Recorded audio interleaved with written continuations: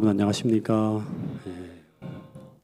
우리 강순자 집사님의 기도가 아주 은혜스럽게 우리의 마음을 뜨겁게 해주셨는데, 기도 중에 전반기가 끝났다고 말씀하셨는데 우리 여름 성경학교는 끝났습니다. 하나가 더 남았죠? 히라 캠프가 남아 있습니다.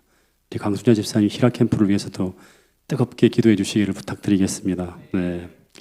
6월 21일부터 진행되어지는데 전 교인들이 함께 연합해서 뜨겁게 우리가 전반기를 마칠 수 있었으면 좋겠습니다. 오늘 로마서 이제 6장을 나갈 텐데요.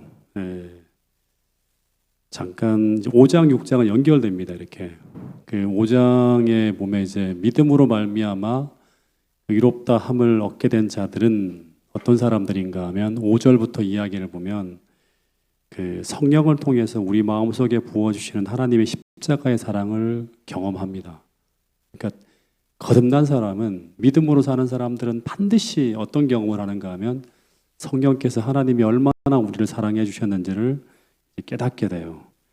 그 사람들은 이제 5장 12절부터 시작해서 21절까지 내용을 쭉 보면 이런 놀라운 은혜를 이제 그들은 이 성령을 통해서 깨닫게 돼요. 그 이야기가 지난주에 조금 이제 길게 했는데 간단하게 요약을 하면 이건 중요한 부분이기 때문에 이거를 공부해야지만 6장으로 넘어갑니다. 그래서 한 번 더 제가 간단하게 요약을 좀 하겠습니다. 하나님은 아담을 창조할 때 아담 한 사람만 만드신 것이 아니라 아담 안에서 전 인류를 창조했다고 합니다. 그래서 사단이 아담이라는 한 사람을 타락시켰을 때 그때 사단은 아담 한 사람만을 타락시킨 것이 아니라 아담 안에 존재한 모든 인류를 타락시키게 됩니다. 그 결과 어떤 일이 벌어졌는가 하면 아담의 후예로 태어나는 모든 사람들은 뭐로 태어난다? 죄인으로 태어나게 됩니다. 그 사람의 의지에 상관없이 다 죄인으로 태어나게 됩니다. 그 결과 우리는 죄인으로 태어났기 때문에 죄를 짓고 살아가게 되는 거예요. 그러니까 내 삶에 벌어지는 나의 죄된 행동들은 단지 내가 죄인이라고 하는 것을 증명하는 자연스러운 결과라고 제가 말씀을 드렸습니다.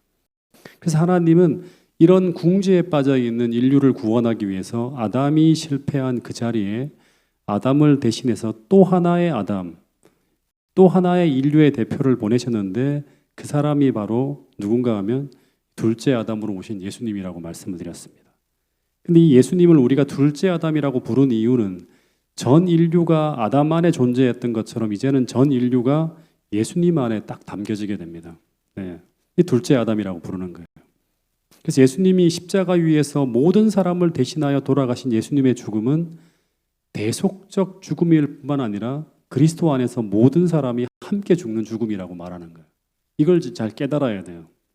그래서 둘째 아담으로 오신 예수님이 완전한 순종의 생애를 살아간 그 순종의 생애는 그분 한 분만의 순종이 아니라 그분 안에 존재하는 우리 모두의 순종으로 여겨지는 일이 벌어진다고 하는 거예요. 즉 이 말은 그분이 이 땅에서 이루고 행하시는 모든 것이 다 우리의 것이 될 수 있다고 하는 말씀입니다. 어디에서 우리의 것이 될 수 있는가? 전부 다 계속 반복해서 말하는 게 뭐냐 그러면 예수 그리스도 안에서라고 하는 거예요. 예수님 안에서.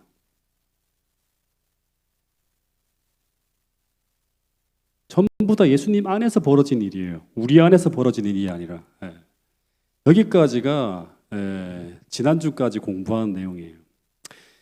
그래서 이 로마서 5장 이제 20절에 보면 이 이야기를 쭉 설명한 다음에 이런 은혜가 넘치는 축복이 오늘 우리 안에 부어진다면 이 은혜는 오늘 우리를 어떤 삶으로 인도하게 될까 하는 것을 생각하게 하면서 6장이 들어가는 거예요. 이런 은혜가 우리 안에 부어진다면 우리는 어떤 삶을 살게 될까? 여러분, 율법주의자와 참 그리스도인의 가장 큰 차이가 뭘까요?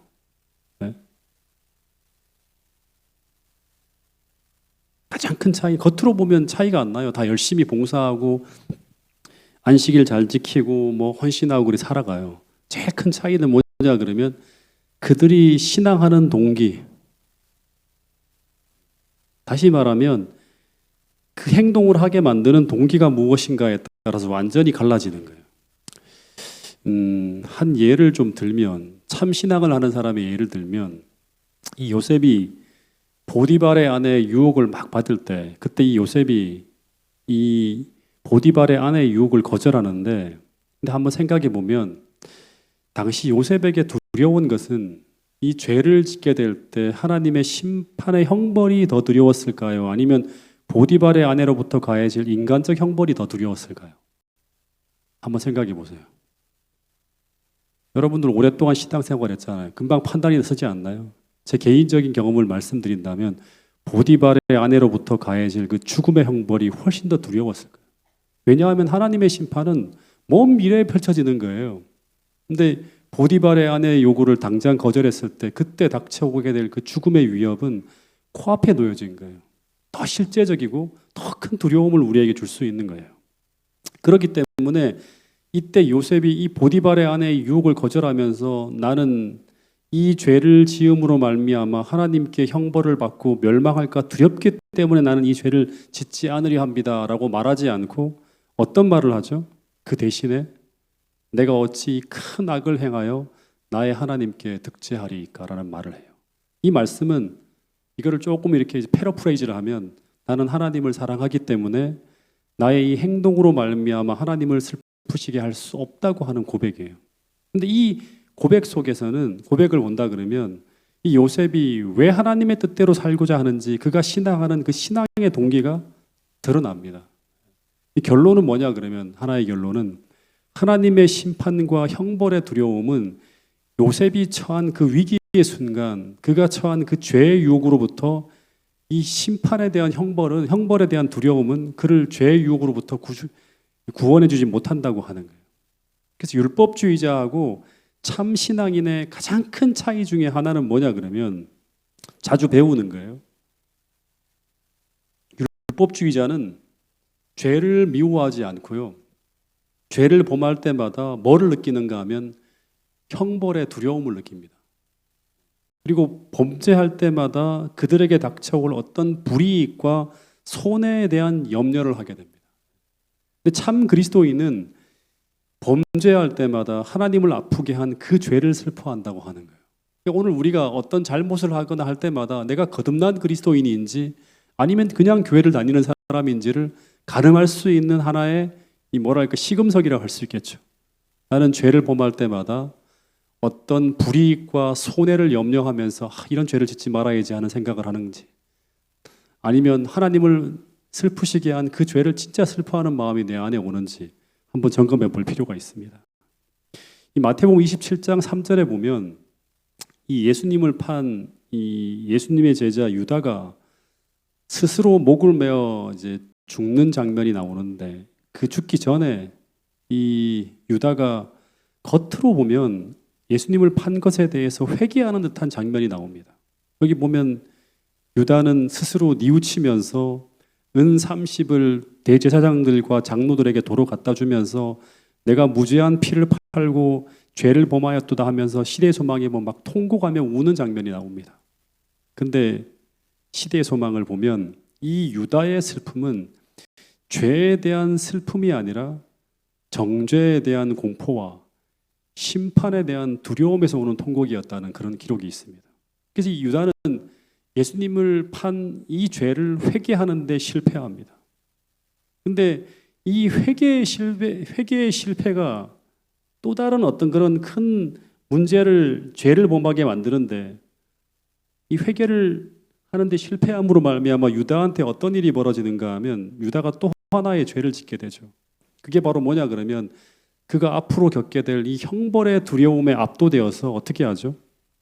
스스로 목숨을 끊는 거예요.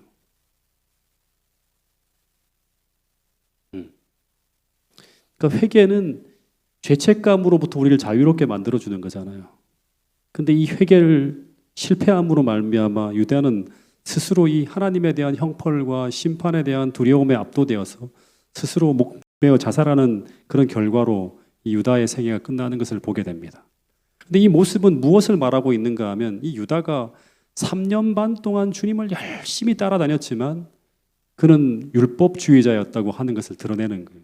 다시 말해서 유다는 참된 믿음을 소유한 참 그리스도인이 아닌 성공주의자로 살아갔다고 하는 것을 증명하는 모습이 바로 이 모습이라고 하는 것입니다. 즉 유다가 예수님을 따르는 동기는 예수님에 대한 사랑에 기인되지 않았다고 하는 것을 볼 수 있죠.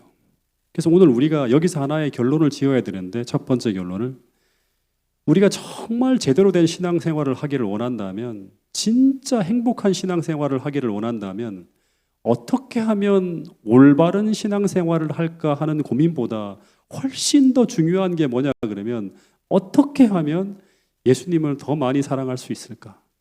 어떻게 하면 더 깊이 예수님을 사랑할 수 있을까? 이런 고민이 모든 우리 하나님을 쫓는 참 그리스도인의 마음속에 생겨나는 고민이어야 한다고 하는 것입니다. 3대째 교인인 어느 분이 이 교회에 가서 한 목사님으로부터 은혜와 구원에 대한 아주 감동적인 설교를 듣게 됩니다. 그리고 나서 이분이 어떤 것을 깨닫게 되는가 하면, 자신이 그동안 잘못된 동기에서 신앙생활을 해왔다고 하는 걸 깨닫게 돼요. 그래서 이분이 구원이라고 하는 것은 믿음으로 얻는 것인데 내가 행함으로 구원을 얻으려고 했다고 하는 것을 깨닫게 되고 난 후에 이분이 이제 행동의 변화가 옵니다. 어떤 행동의 변화가 오는가 하면, 이분이 그동안은 죄책감이 들어서 평생 가지 않던 영화관을 난생 처음으로 죄책감 없이 싹 갑니다. 그리고 아주 재미있는 영화를 보게 됩니다. 그리고 평생 먹지 않았던 고기들을 난생 처음 죄책감 없이 아주 편하게 먹게 되고, 그리고 저녁 예배를 한 번도 빠진 적이 없는 분이었는데, 근데 이분이 죄책감 없이 아주 편하게 저녁 예배를 거침없이 빠지게 됩니다.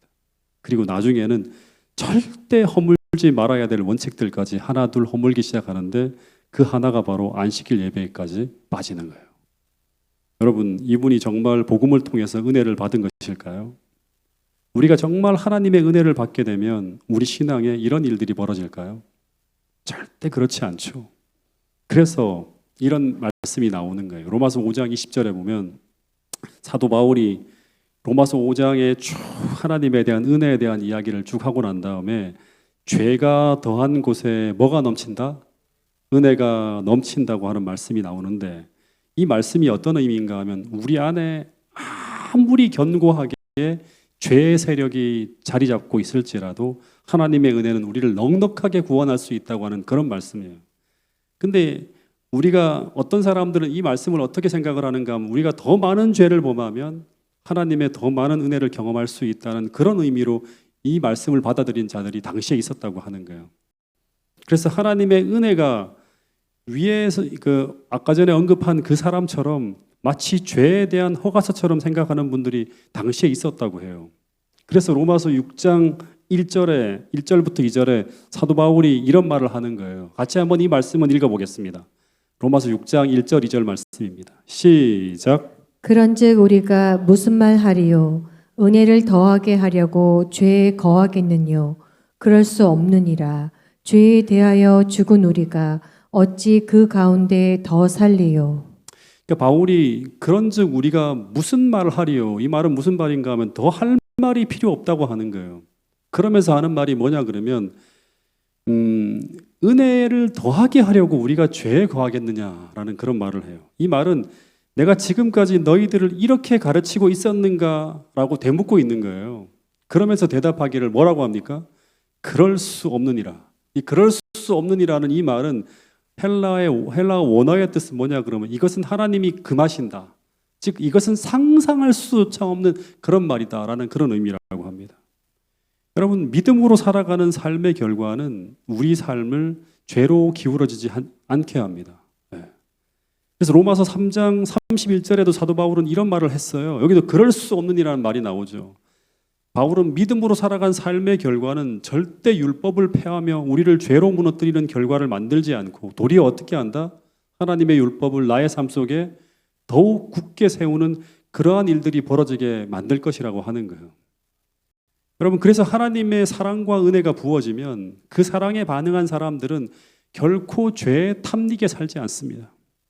그래서 오늘 내가 계속 죄를 저항하는 힘을 잃고 살아가고 있다면 우리는 분명히 믿음으로 살지 못하고 있다는 증거가 나타나고 있는 것이라고 생각할 수 있어요.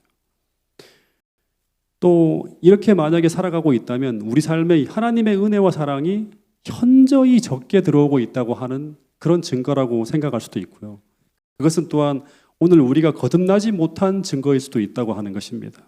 왜냐하면 우리가 거듭났다고 하는 그 증거는 무엇인가 하면 로마서 6장 1절부터 2절에 보면 이 믿음으로 살아가는 사람들, 거듭난 사람은 어떤 존재라고 하는가 하면 죄에 대하여 어떻게 한 존재다? 네. 죄에 대해 죽은 존재라고 하는 거예요. 오늘 이 말씀을 좀 많이 생각해 보려고 합니다. 여러분, 기독교 신앙의 시작이 뭐냐 그러면 거듭남에서부터 시작된다고 합니다. 거듭남. 네.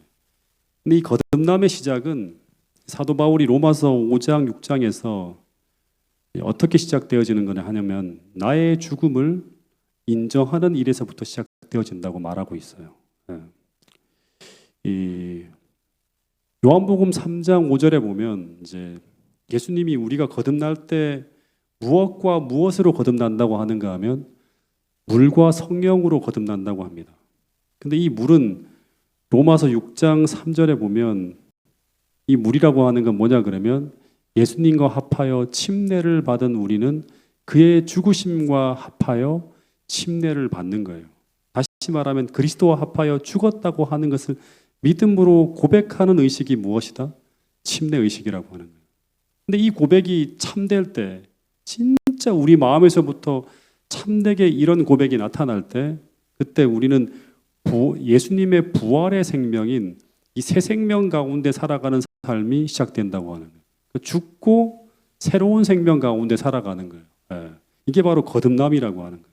침례라고 하는 건 그리스도인의 신앙의 시작이라고 우리는 말해요. 그럼 여기서 한번 물어볼게요. 침례를 받지 않으면 하늘나라에 갈 수 없습니까?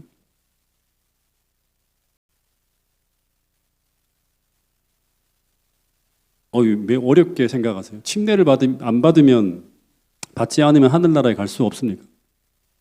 네, 당연히 갈 수 없죠. 왜냐하면 요한복음 3장 5절에 보면 예수님은 물과 성령으로 거듭나지 않으면 뭐 할 수 없다? 네. 뭐 할 수 없다? 하나님 나라에 들어갈 수 없다고 했죠. 그러니까 물과 성령으로 침례를 받지 아니하면 하나님 나라에 들어갈 수 없잖아요. 네. 근데 이제 여기서 하나 생각해 봐야 될 게 뭐냐 그러면 십자가 상에서 강도는 침례를 받았습니까? 네. 침례를 받았습니까? 안 받았습니까? 그 사람 분명히 하늘나라에 가잖아요. 침례를 받았습니까? 안 받았습니까? 네. 그 사람도 침례를 받았습니다. 무슨 침례를 받았을까요? 물 침례는 받지 못했지만 그는 성령으로 십자가상에서 침례를 경험합니다. 그래야지만 그 사람은 하늘나라를 보게 되고 믿음으로 그 안에 들어가는 거예요. 침례라고 하는 것은 무엇인가 하면 로마서 6장 3절에 보면 2000년 전에 예수님의 죽음에 나도 함께 죽었다고 하는 것을 믿음으로 고백하며 인정하는 것이 바로 뭐냐 그러면 침례라고 하는 거예요. 침례를 받은 우리는 그의 죽으심과 합하여 침례를 받는 거예요. 2000년 전에 예수님의 죽음 속에 나도 함께 죽었다고 하는 것을 믿음으로 고백하며 인정하는 게 바로 침례예요. 근데 이 고백을 그 십자가상의 강도도 뭐 이런 표현으로 하지 않았다 하더라도 그것을 믿음으로 드리면서 예수님 안에 잠들었다고 하는 거예요. 그래서 내가 아직 육체적으로는 살아있는데 내가 죽었다고 하는 것을 고백하는 것이 바로 침례라고 하는데 이거를 또 하나 사도 바울의 비슷한 표현으로 이 말씀을 드리면 로마서 12장 1절에서 바울은 이것을 뭐라고 표현하고 있는가 하면 산 제사라고 합니다. 제사는 죽은 상태로 드리는 건데 살아있는 제사라고 해요. 한번 읽어볼까요? 로마서 12장 1절 말씀입니다. 시작. 그러므로 형제들아 내가 하나님의 모든 자비하심으로 너희를 권하노니 너희 몸을 하나님이 기뻐하시는 거룩한 산 제사로 드리라. 이는 너희의 드릴 영적 예배니라. 이 로마서 6장과 로마서 12장 이야기는 같이 연결되어지는 거예요. 옛날부터 제사를 지낼 때 이제 제물로 올려진 제물을 보면 거기 살아있는 것은 하나도 없습니다. 다 죽은 상태로 드리는 거예요. 근데 마찬가지로 이 산제사를 믿음으로 하나님께 드릴 수 있는 사람은 내가 생물학적으로는 살아있지만 또다시 반복해서 말합니다. 2000년 전에 예수님의 죽음 속에 나도 죽었다고 하는 것을 믿음으로 인정하며 온전히 나의 의지를 완전히 하나님께 드리는 사람이에요. 그렇게 내 자신을 산제물로 드리는 사람은요, 갈라디아 2장 20절에 이 사도 바울과 같은 이런 고백을 합니다. 내가 그리스도와 함께 십자가에 못 박혀 죽었다고 하는 거예요. 살아있는데 죽었다고 하는 거예요. 살아있지만 나는 죽었다고 하는 것을 인정하는 거예요. 그런즉 이제는 내가 사는 것이 아니요 내 안에 누가 산다? 그리스도께서 사시는 것이라. 이제 내가 육체 가운데 사는 것은 나를 사랑하사 나를 위하여 자기 몸을 버리신 그리스도를 믿음 안에서 예수님께서 새로운 생명으로 살아가는 그런 삶을 나는 지금 살고 있다고 고백하는 거예요. 근데 이렇게 십자가에 믿음으로 못 박혀 내 자아가 죽은 사람들은 어떤 모습으로 살아가게 되는가 하면 옛날에 이제 태백에서 어른들이 이제 고사를 지내는 것을 제가 종종 자주 본 적이 있는데, 고사를 지낼 때 제일 앞에 뭐가 이제 세워지죠? 돼지 머리가 이렇게 목이 딱 떨어져서 이렇게 올려져 있습니다. 근데 그 돼지 머리에다가 보통 사람들이 어떻게 하죠? 그 안에다가 돈을 막 이만큼씩 이렇게 입에 넣습니다. 그리고 절을 해요. 근데 그 돼지가 입을 하루 종일 벌리고 있다고 해서 왜 이렇게 나를 힘들게 하냐고 주인한테 따지는 돼지를 저는 한 번도 본 적이 없습니다. 더하여서 왜 자기 입속에 더러운 돈을 자꾸 집어넣는다고 하면서 그 얼굴을 돌리거나 하는 돼지를 본 적이 저는 없습니다. 근데 돼지가 그렇게 행동하지 않는다고 하는 것은 무엇을 의미하는 것인가 하면 그 돼지가 죽었다고 하는 걸 의미하는 거예요. 만약 그 돼지가 산 돼지라면 절대 그렇게 하지 못하죠. 마찬가지로 오늘 내가 그런 존재라고 하는 것을 바울은 믿음으로 인정하고 그것을 말로 고백하고 그렇게 여기고 살아가라고 말하고 있습니다. 비록 내 감정이 그것을 인정하지 않는 것처럼 느껴질지라도, 내 본성이 그와는 반대로 움직인다 하더라도 그것을 믿음으로 그렇게 여기고 그렇게 주장하며 살라고 바울은 말하고 있는 거예요. 그게 로마서 6장 11절에 이런 말씀이에요. 같이 한번 읽어보겠습니다. 이와 같이 시작. 이와 같이 너희도 너희 자신을 죄에 대하여는 죽은 자요 그리스도 예수 안에서 하나님을 대하여는 산자로 여길지어다. 믿음으로 2000년 전에 내가 예수님과 함께 십자가에 못 박혀 죽었다고 하는 것을 이렇게 믿음으로 본 자들은 죄에 대하여는 죽은 자요 그리스도 예수 안에서 하나님께 대하여는 산자로 어떻게 한다? 믿음으로 여기고 산다는 거예요. 때때로 막 내 본성에서 죄된 욕망이 막 일어올 때마다 나는 2000년 전에 예수님과 함께 십자가에 못 박혀 죽은 존재라고 하는 것을 계속 믿음으로 고백하며 그렇게 여기며 나아간다고 하는 거예요. 그럴 때마다 내가 그리스도와 함께 십자가에 못 박혀 죽을 때마다 그때마다 내 안에 누가 산다? 예수님께서 계속 부활하신 생명으로 살아내신다고 하는 거예요. 내가 육체 가운데 사는 것은 나를 사랑하사 나를 위하여 자기 몸을 버리신 하나님의 아들을 믿는 믿음으로 산다고 하는 게 바로 뭐냐 그러면 로마서 6장에서 말하는 믿음으로 살아가는 사람들의 모습이라고 하는 것입니다. 그래서 우리가 그 마음의 동기를 알 수 없기 때문에 어떤 사람이 침례받을 때 참으로 믿음으로 그 자기의 죽음을 받아들였는지는 분명히 알 수 없지만 침례를 받는다고 하는 것은 십자가에 못 박혀서 내 의지가 완전히 하나님 앞에 굴복되었다고 하는 것을 믿음으로 표현하는 의식이라고 하는 거예요. 이 고백이 참되고 이 믿음이 참이라면 어떤 일이 벌어지는가? 로마서 6장 3절 4절에 보면 무릇 그리스도 예수와 합하여 침례를 받은 우리는 그의 죽으심과 합하여 침례를 받은 줄 알지 못하느냐. 그의 죽으심과 합하여 죽었대요. 그러므로 우리가 그의 죽으심과 합하여 침례를 받음으로 그와 함께 장사 지냈다면 그러면 어떤 일이 벌어지는가? 예수님이 장사를 지냈지만 그러나 그분은 무덤에 남아있지 않고 새로운 생명으로 살아났어요.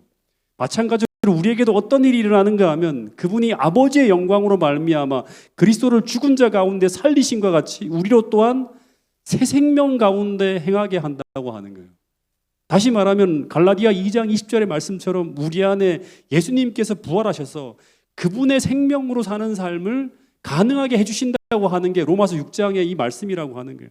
그리스도인은 자기 생명으로 자기 노력으로 사는 게 아니라 부활하신 주님의 생명을 받아서 그분의 삶을 사는 것이 바로 뭐냐 그러면 이 진짜 믿음으로 살아가는 사람들의 모습이라고 하는 거예요. 여러분, 믿음은 이 진리에 대한 지적인 동의임과 동시에 복음 진리에 굴복하는 것이 바로 뭐냐 그러면 믿음이에요. 복음은 무엇이다? 예수님이에요. 복음은 그분 안에 있는 진리예요. 근데 예수님이 로마서를 통해서 우리에게 어떤 말씀을 하고 있는가 하면 이런 말씀을 하는 거예요. 여러분들은 예수님께서 2000년 전에 돌아가셨을 때 여러분도 그분 안에 죽었다고 말씀하고 있어요. 여러분, 이 사실을 믿습니까? 이 사실을 안 믿으면 여러분 부활할 때 죽음과 부활을 경험할 수가 없어요. 계속 사도 바울이 반복하는 게 뭐냐 그러면 예수님께서 2000년 전에 돌아가셨을 때 여러분들도 그분 안에 죽었다고 말씀하고 있는 거예요.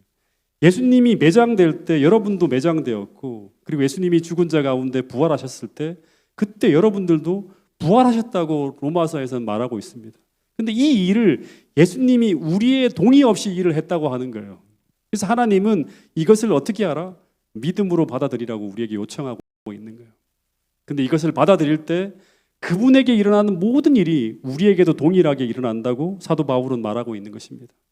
그리고 바울은 갈라디아 2장 10절에서 그것을 경험하며 살아가고 있다고 우리에게 증언하고 있는 것입니다.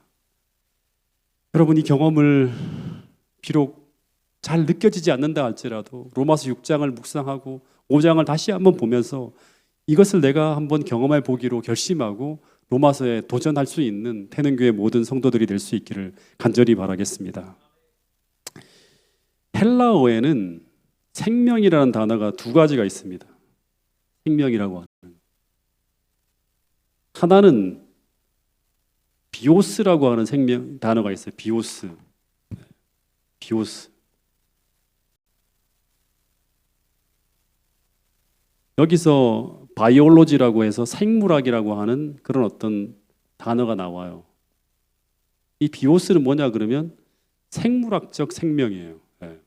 또 하나의 단어는 헬라어에 보면 조에라고 하는 단어가 나옵니다. 조에. 이거는 근원적인 생명. 영생. 또 하나는 예수님 안에 있는 생명이에요.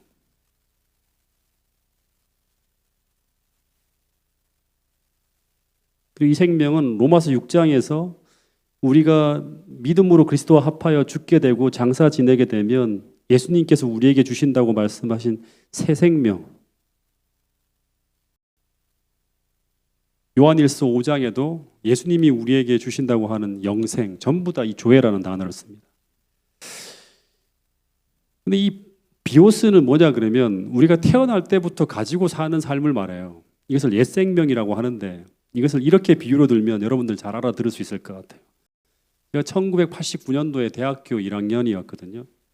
침례를 90년도에 제가 받아요. 침례를 받기 전에 저는 1989년도에 어떻게 살았는가 하면 아침 7시면 되면 딱 일어납니다. 학교로 가기 위해서. 그리고 아침 뉴스를 들으면서 학교 갈 준비를 해요. 아침밥을 먹고 그리고 난 다음에 옷을 갈아입은 다음에 어떻게 하는가 하면 귀에다가 당시에 유행하는 아주 마이마이 최첨단 마이마이를 하나를 주머니에 딱 넣고 이어폰을 귀에 꽂고 난 다음에 제가 좋아하는 팝송을 막 들으면서 학교로 향합니다. 전철을 타고 학교에 가서 학교에서 오전 수업을 듣고 점심시간 딱 되면 어떻게 하는가 하면 뭘 점심을 사 먹을까 생각하다가 햄버거집에 들어가서 햄버거를 먹거든가 아니면 돼지고기, 불고기 덮밥을 먹기도 합니다. 또 돈이 없으면 어떻게 하냐면 짜장밥을 먹기도 하고 짬뽕밥을 먹기도 합니다. 그리고 학교 수업이 탁 끝나면 레포트를 쓰다가 밤이 되면 선배들과 함께 그 학교 근처에 보면 시장이 하나 있어요. 시장에 보면 포장마차가 하나 있는데 그걸로 다 같이 갑니다. 그래서 순대를 안주로 먹으면서 술을 마시기도 하고 그래서 너무 늦으면 친구네 집에서 잠을 자기도 하고 그리고 난 다음에 아니면 좀 일찍 끝나면 전철 타고 집으로 돌아옵니다. 집에 돌아와서는 일찍 돌아오면 저녁을 먹고 난 후에 9시 뉴스를 듣고 난 후에 때때로 좀 기회가 되면 누나와 매형하고 같이 고스톱을 치기도 해요. 1989년도에 저녁만 되면 벌어지는 일이었어요. 돈을 잃기도 하고 또 따기도 하고 합니다. 그러다가 책을 보고 나면 밤 12시나 새벽 1시쯤에 잠을 잡니다. 근데 제가 1990년 2월에 침례를 받고 그리스도인이 되고 난 후에 저의 비오스, 이 생물학적 생명, 생활이 바뀝니다. 어떻게 바뀌는가 하면 2학년 때부터는 제가 기숙사에서 생활을 했는데 6시가 딱 되면 일어나서 TV를 보는 대신에 뭘 하는가 하면 기도를 하고 성경을 읽기 시작합니다. 아침에 도서관에 가서도 피곤해서 커피를 마시는 대신에 율무차나 땅콩차를 제가 마셨습니다. 점심시간에도 햄버거나 불고기 덮밥을 절대 먹지 않고 된장찌개나 순두부찌개를 먹습니다. 수업이 끝나도 포장마차는 절대 가지 않고 차 마시는 곳이 아니면 곧장 기숙사로 돌아왔어요. 기숙사에 생활을 했거든요. 외부적으로 보면 사람들이 완전히 제가 변했다고 이렇게 볼 수 있어요. 근데 여러분, 제가 변했을까요? 여러분, 이렇게 사시는 분들이 되게 많을 것 같아요. 제가 변했을까요? 솔직히 전 그때 제 속사람은 변하지 않았어요. 지금 제가 돌이켜보면 전 그리스도 안에서의 죽음이 무엇인지 몰랐어요. 참으로 거듭나지 못했어요. 왜냐하면 그리스도인이 된다는 것을 저는 그때는 어떻게 생각했는가 하면 단지 생활의 개선이나 개혁 정도로 생각을 하고 있었지, 이 새로운 생명, 이 조회라고 하는 예수님의 생명이 내 안에 담긴다는 사실을 잘 몰랐어요. 여러분, 로마서를 읽어보잖아요. 기독교는요, 옛 생활의 수정이 아니에요. 힘들고 애쓰고 막 노력해서 막 수고스럽게 해서 뭔가 하나하나 바꿔가는 수정이 아니라, 이 기독교에서의 어떤 그런 거듭남이라고 하는 건 뭐냐 그러면 교환된 생명을 받는 거예요. 내 생명을 하나님께 드리고 새로운 생명을 받는 거예요. 예수의 생명을 받는 거예요. 이게 바로 거듭남이라고 하는 거예요. 로마서 2장에서 사도 바울이 뭐라고 하는가 하면 이렇게 살아가는 유대인들을 아주 현란하게 비판하는데 뭐라고 하는가 하면 표면적 그리스도인이 아니라 이면적 그리스도인이 참 그리스도인이라고 말하고 있는 거예요. 우리의 노력으로 애쓰고 수정해서 옛 생활을 뭔가 살짝 바꿔서 뭔가 변화되어지는 그런 모습이 아니라 속사람이 완전히 천지개벽하게 바뀌는 게 바로 뭐냐 그러면 이게 바로 진짜 참 그리스도인이라고 하는 거예요. 이면적 그리스도인은 뭐예요? 속사람이 할례를 받은 거잖아요. 그 속에 새로운 생명이 담긴 사람이에요. 교환된 생명이 담긴 사람이 바로 누군가 하면 진짜 그리스도인이라고 하는 거예요. 사도 바울이 로마서 5장과 6장을 통해서 복음은 옛 생명이 죽고 전혀 새로운 생명이 담기는 이 생명의 교환이라고 말씀하고 있어요. 이게 바로 뭐냐? 거듭남이라고 하는 거예요. 옛 생명을 다시금 고치고 개선하고 해서 과거에 나는 죽고 예수님이 막 좀 개선하고 하는 뭐 그런 가운데서 뭔가 바뀌는 게 아니라 이 로마서에서 말하는 진짜 복음이라고 하는 것은 뭐냐 그러면 제가 20년 동안 30년 동안 살아왔던 과거의 나의 옛 생명은 완전히 폐기처분시켜버리는 거예요. 십자가를 통해서 완전히 폐기시켜버리고 예수님의 전적으로 새로운 생명이 담기는 것, 그 교환된 생명으로 살아가는 것이 바로 뭐냐 그러면 진짜 거듭난 사람이 경험하는 이 하나님의 은혜로 충만한 삶이라고 로마서 6장에서는 이야기하고 있습니다. 이 생명은 우리에게는 존재하지 않는 그리스도의 충만한 생명입니다.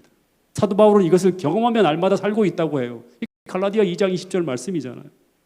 내가 그리스도와 함께 십자가에 못 박혔나니, 이런 고백을 하면서 그렇게 날마다 여기며 살아갈 때 그때 이제는 내가 산 것이 아니요 오직 내 안에 예수님께서 사시는 경험을 할 수 있다고 사도 바울은 말하고 있습니다. 여러분, 예수님은 어제나 오늘이나 영원토록 동일하시다고 합니다. 그래서 오늘 우리가 원하기만 하면 여러분이 그리스도와 함께 십자가에서 2000년 전에 확실하게 죽은 여러분의 죽음을 믿음으로 받아들이고 그것을 계시를 통해서 볼 수만 있다면 2000년 전에 그분이 사신 삶을 그분께서 여러분들 안에 반드시 재생시킬 것을 약속하고 있다고 하는 게 로마서 6장의 복음이라고 하는 것입니다. 이 죽음을 통해서 조회, 영원한 생명을 우리가 이 땅에서 확실하게 소유하게 되었을 때 그때만이 로마서 6장 5절에 이 약속을 받을 수 있다고 하는 것입니다. 로마서 6장 5절 마지막 말씀입니다. 같이 한번 읽어보겠습니다. 시작. 만일 우리가 그의 죽으심을 본받아 연합한 자가 되었으면 또한 그의 부활을 본받아 연합한 자가 되리라. 만약 우리가 그의 죽으심을 본받아 연합, 접붙이는 거죠 이게. 그런 자가 되었으면 또한 그의 부활을 본받아 연합한 자가 되리라. 그리스도와 함께 믿음으로 십자가에 못 박혔다면 이제 내 안에 누가 산다? 예수님이 사시는 거예요. 부활의 생명을 가지고 우리 안에 임하시는 것입니다. 여러분, 이 논리가 하나의 논리로 여러분의 안에 담기는 게 아니라 저를 비롯해서 태능교회 모든 성도들이 겨우겨우 신앙생활을 해내는 것이 아니라 진짜 충만한 생명, 영원한 생명을 확실하게 소유해서 정말 죽음으로부터도 자유로움을 경험하고 정말 넉넉하게 죄를 이기면서 그리스도를 영화롭게 하는 그런 믿음의 삶을 살기로 결심하시는 분들이 태능교회 모든 성도들이 될 수 있기를 간절히 바라면서 오늘 말씀을 줄이도록 하겠습니다. 기도 제목을 드리도록 하겠습니다. 지난 안식일 날 네 분이 침례를 받았죠. 유태연, 박인규, 이수경, 김부남 이 네 분들이 믿음 안에서 정말 거듭남을 경험하며 신앙 안에서 잘 성장할 수 있도록 기도해 주시고요. 특별히 환우분들을 위해서 계속 기도해 주실 줄 믿는데요. 오늘 특별히 김성재 장로님을 위해서 기도를 부탁드리겠습니다. 지금 많이 좀 어려운 시간들을 지나가고 계십니다. 장로님을 위해서 여러분 특별한 기도를 좀 부탁을 드리겠습니다. 그리고 서지윤, 송정수, 정상엽, 정영숙, 허윤정, 최종희, 구훈의, 우명숙, 그 다음에 김효군 장로님 부친, 또 김명아 집사님 모친 다 편찮으신 가운데 있습니다. 그리고 지금 투병 중에 계신 장명숙 집사님을 위해서도 기도해 주시고 우경아 집사님의 아버님을 위해서도 지금 간이식을 하지 않는 결정이 난 것 같습니다. 그래서 우리 아버님을 위해서 특별한 기도를 좀 부탁드리겠습니다. 그리고 태능교회 가장 중요한 행사죠. 6월 20일, 21일 있을 희랑 캠프를 위해서 기도해 주시고요. 그리고 저녁 예배 회복과 부흥을 위해서도 여러분 기도를 부탁드리겠습니다. 그리고 우리 안정섭 장로님이 오늘 이렇게 앉아 계신데요. 지난 2월 달에 우리 곽승자 집사님을 잃고 큰 슬픔 가운데 계셨지만 우리 하나님의 은혜 가운데 몇 달을 건강하게 잘 보내셨습니다. 오늘을 예배를 드리고 난 후에 내일 이제 카나다 따님 집에 가셔서 한 달을 머무시고요. 미국에서 또 2달을 머무시다가 9월 달쯤에 한국에 돌아오십니다. 그래서 앞으로 오랜 기간을 뵙지 못하게 되는데 우리 긴 여행의 여정 평안하고 행복하고 건강하게 잘 다녀올 수 있도록 우리 장로님을 위해서도 기도를 부탁드리겠습니다. 그리고 듣기로는 그 사이에 우리 손성율 장로님의 또 아드님의 결혼식이 카나다에서 있다는 얘기를 들었습니다. 이 대사를 치르는 모든 일들 잘 이루어질 수 있도록 우리 손 장로님의 가정을 위해서도 기도해 주시면 감사하겠습니다. 우리 개인 기도 시간을 가진 후에 우리 마치는 또 기도를 하고 오늘 예배를 줄이도록 하겠습니다.